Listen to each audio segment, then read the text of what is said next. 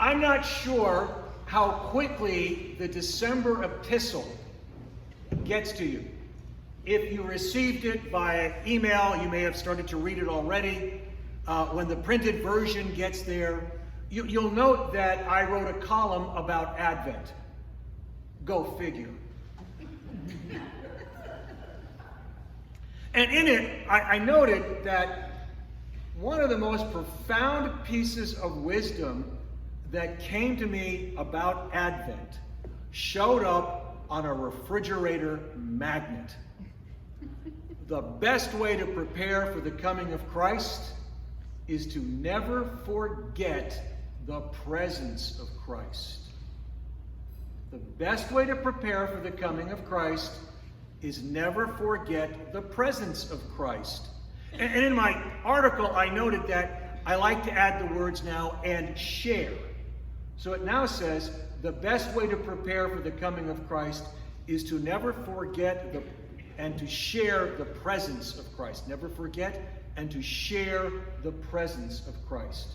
This is all about what it means to be ready. We get wrapped up in this time of year with the idea of the little baby Jesus coming on Christmas Eve.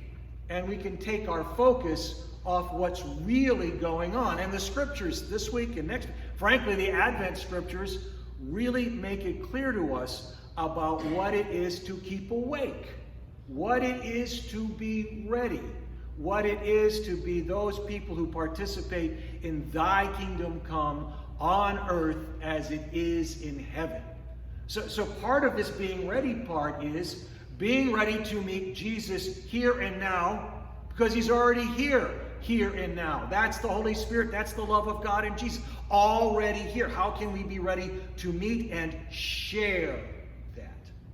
So I'm going to do a pop quiz. Oh my God, he's one of those preachers.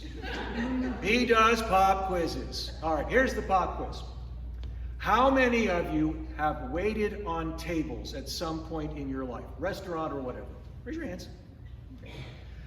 I submit that if you have waited on tables, the whole world would be better if people waited on tables in terms of interacting and being in caring and loving relationships. That's not to take away from people who haven't waited on tables.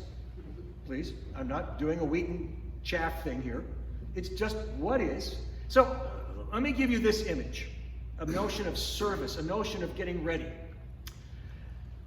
If you've waited on tables, perhaps you've had a cup of coffee with a saucer. And your goal was to get your cup of coffee, which was filled, with the saucer from wherever you were to the person who had ordered the cup of coffee. Oh, and the other goal was to get it so that none of the coffee splooshed. That's a technical term. Splooshed into the saucer. So what happens? If you're really worried about that, you're looking at the saucer and you're walking and you're walking and your hands start to wobble, and guess what happens? You sploosh. The coffee goes into it's not your goal. However, if you have that same cup of coffee, that same saucer, but you're looking directly at the person you're going to serve, who you are going to be in relationship, the one you're going to care for. If your focus is on them, it's just amazing how you can walk and bring it right to them without spilling a drop. That's the essence of what it means to be prepared, to have that sense of relationship with one another, because it reminds us of the incredible relationship that God has with us that is proclaimed on Christmas Eve in the Incarnation, and continues on, obviously, through all the scriptures we read through the rest of the year, right, to Jesus' death and resurrection. The power of that love with us all the time and sharing that love.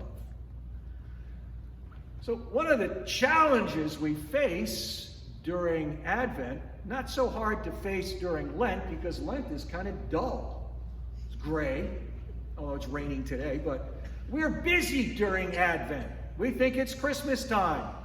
We're doing all this stuff, lots of stuff to keep us busy. How can we be in a preparatory mode to listen carefully to God for God's invitations to perhaps bring somebody that cup of coffee they dearly need. I'm going to give you a visual goal. Okay? Imagine God sending invitations in blips of light. No sound, because it doesn't work with sound, but it works well as an image with blips of light. Blip, blip, blip, blip, blip, blip, blip, blip, blip, blip, all over the place. They're always continually coming. Blip, blip, blip. Bits of light, different colors. Just imagine them all coming. And your attention is drawn to something God has placed right in front of you. I want a bicycle for Christmas. You know, the kids praying so deeply. And so what do? When you see that blip of light in front of you, you immediately focus in on it. You put blinders on so you can see it clearly. Everybody, go like this. Oh, you're so good. I'm looking at you. I'm seeing who's not doing it. Okay. All right. Now, did you notice you cannot see too far? So take it down. All right. See. Now, here's the trick. The invitations are always coming and they're all around you. Can you be open to God? Can you be open to listening to God? Listening to God, another word would be obedience, which has its root in the word obediere. One who is obedient is one who listens. Now, with my hands out like this, I don't urge you to do this in the pews. You'll whack your neighbors, so don't do this. Do it at home safely. I can see from here and here. All of a sudden, my field of vision is much larger, and I might see an invitation over here from God, and I might move towards it. So what do you think my natural reaction would be? It's human. I'm going to go like this. The hardest thing to do is to continue to stay open, because maybe what God most desperately wanted me to hear was behind me, where I least expected it and needed it most.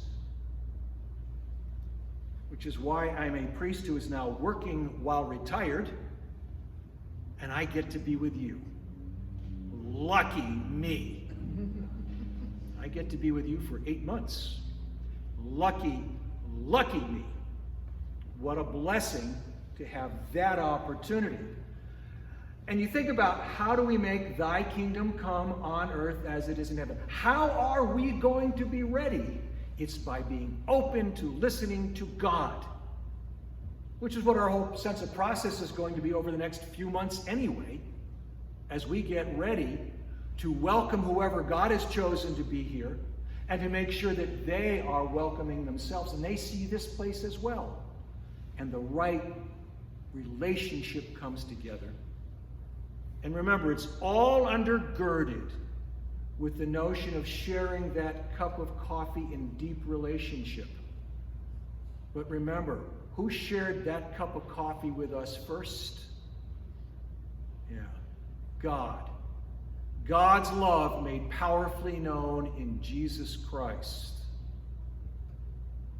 So I invite you to a practice as you enter into Lent of being as open as you can and being as responsive as you can to the invitations that God is placing before you.